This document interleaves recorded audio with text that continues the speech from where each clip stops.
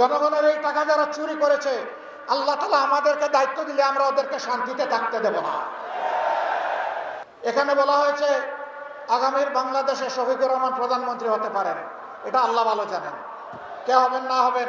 যদি এমন কিছু আমার দায়িত্বে এসে যায়, আমি পরিষ্কারভাবে বলতে চাই, আমি ৫৪,০০০ বর্গমাইলের ১ ইঞ্চির পর বেইনসাফি করতে পারবো না। সম্মানিত ভাই ও বোনেরা, আমরা এই সমস্ত অপকর্মের বিরুদ্ধে যুদ্ধ ঘোষণা করেছি। আমরা বলেছি, প্রিয় বাংলাদেশের ১ ইঞ্চি মাটির উপরে আল্লাহ তাআলা যদি আমাদেরকে এই দেশের সেবকের দায়িত্ব দেন, ১ ইঞ্চি মাটির উপরে কেউ আর চাঁদাবাজির হাত বাড়ানোর সাহস করতে পারবে না ইনশাআল্লাহ। আমরা ঘোষণা দিয়েছি, কোন অফিস আদালত কার্যালয়ে এখন থেকে আমরা যদি সুযোগ পাই, আল্লাহ তাআলা যদি আমাদেরকে সুযোগ, কারো ঘুষ নেওয়ার প্রয়োজন হবে না এবং ঘুষ খাওয়া, কিন্তু সম্মানের সাথে সমস্ত নাগরিক বসবাস করার নিশ্চয়তা পাবে। আজকে বিভিন্ন ক্ষেত্রে রাষ্ট্রের কর্মকর্তা কর্মচারীদেরকে যে বেতন ভাতা সুবিধা দেওয়া হয়, সম্মানজনকভাবে জীবনযাপনের জন্য বেশিরভাগ ক্ষেত্রেই এটা ইনসাফ ভিত্তিক নয়, এটা পর্যাপ্ত নয়। আপনি তার একান্ত প্রয়োজন পূরণ না করে, সে যদি তার প্রয়োজন পূরণের জন্য কোনো অপরাধ করে, রাষ্ট্রের কোনো অধিকার নাই এই অপরাধের জন্য ওই নাগরিককে শাস্তি দেওয়া। আগে তাকে সম্মানজনকভাবে বাঁচার সুযোগ সৃষ্টি করে দিতে হবে। তারপরে যদি লোকের বশবর্তী হয়, কেউ অপরাধ করে, অবশ্যই তার অপরাধের বিচার হবে। সম্মানিত ভাইরা, ৫৪ বছরে দেশের টাকা লুটপাট হয়েছে সকল আমলে। কেউ ফেরেশতা ছিলেন না, বুকে হাত দিয়ে বলতে পারবেন না আমরা ফেরেশতা ছিলাম। কেউ করেছেন কম, কেউ করেছেন বেশি। শুধু ফ্যাসিবাদী ১৫.৫ বছরে বাংলাদেশ থেকে ২৮.৫ লক্ষ কোটি টাকা বিদেশে পাচার করা হয়েছে। এই টাকা কার? এই টাকা ১৮ কোটি মানুষের। এই টাকা আজকে জন্ম নেওয়া শিশুর। এই টাকা রাস্তার পাশে বসে আমার যে ভাই, আমার যে বোন ভিক্ষার তালা নিয়ে মানুষের কাছ থেকে ভিক্ষা নেয়, এই টাকা তারও।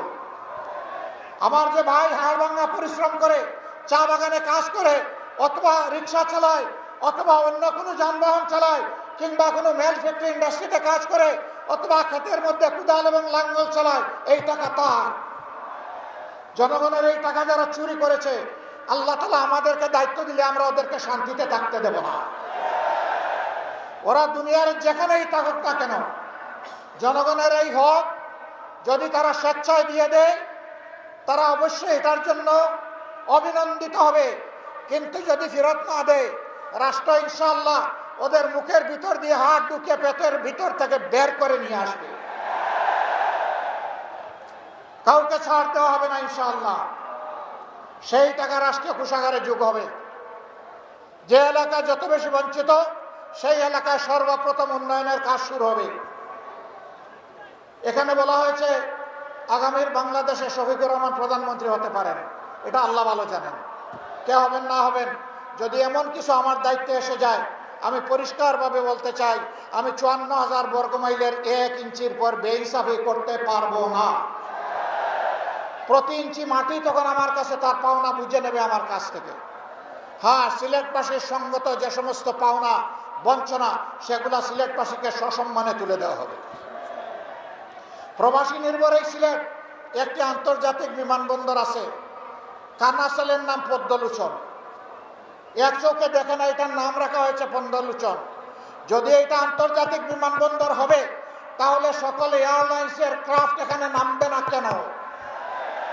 এতদিন ধরে এটা পূর্ণাঙ্গ আন্তর্জাতিক বিমানবন্দর হয় না কেন? সিলেটি প্রবাসীরা তো বাংলাদেশের রেমিটেন্সে বিশাল অবদান রেখে চলছে।